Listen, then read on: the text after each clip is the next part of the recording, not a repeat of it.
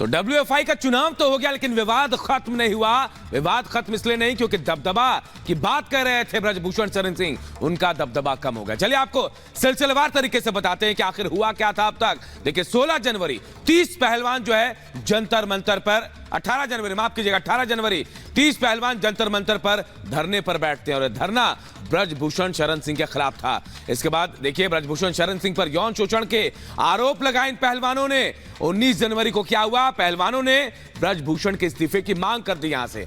इसके अलावा देखिए खेल मंत्री संघ पहलवानों के उसी दिन मीटिंग भी होती है।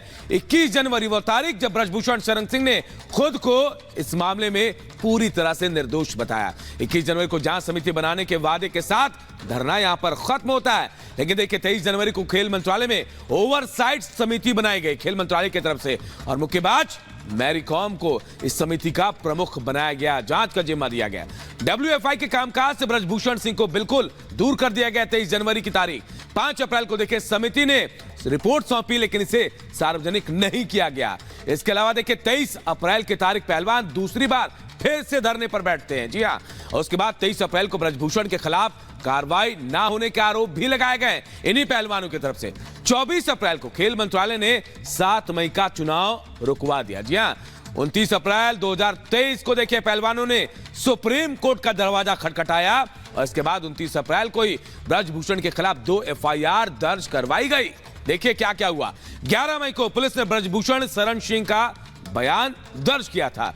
इसके बाद 28 मई को संसद की तरफ से पहलवानों ने मार्च किया संसद की तरफ। इसके बाद देखिए पुलिस के साथ पहलवानों की झड़प भी इसी दिन होती है 28 मई को। 8 जून की तारीख, जहां 8 जून की तारीख नाबालिग पहलवान के पिता ने आरोप वापस ले लिए। क्यों? 8 जून को दबाव के चलते झूठी शिकायत की बात कहकर यह आरोप वापस लिया गया। 15 जून यौन शोषण के आरोपों पर ब्रजभूषण शरण सिंह को राहत मिल जाती है। पुलिस ने कोर्ट में कैंसिलेशन रिपोर्ट जो है वो दाखिल की। 18 जुलाई दिल्ली के कोर्ट ने ब्रजभूषण को अंतरिम जमानत दी।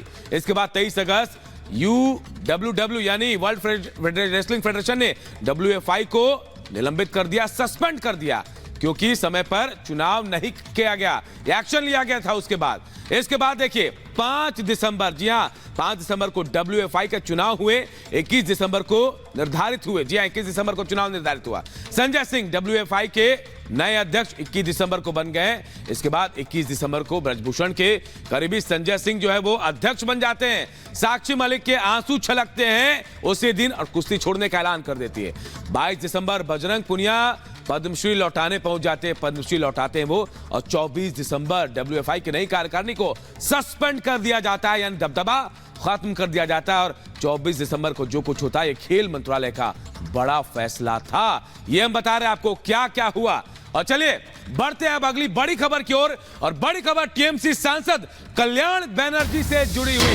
कल्याण बनर्जी ने एक बार फिर मिमिक्री की है उपराष्ट्रपति जगदीप धनखड़ की। ये वही कल्याण बनर्जी है जिन्होंने संसद के बाहर उपराष्ट्रपति, राज्यसभा के उपसभापति जगदीप धनखड़ की मिमिक्री की थी। लेकिन एक बार फिर ये उनकी मिमिक्री करते नजर आए, लेकिन इस बार तो 2 कदम आगे बढ़ते हुए कहा कि जेल भेज देंगे फिर भी मिमिक्री करता रहूंगा, 1000 बार मिमिक्री करूंगा कल्याण बनर्जी ये कह रहे हैं।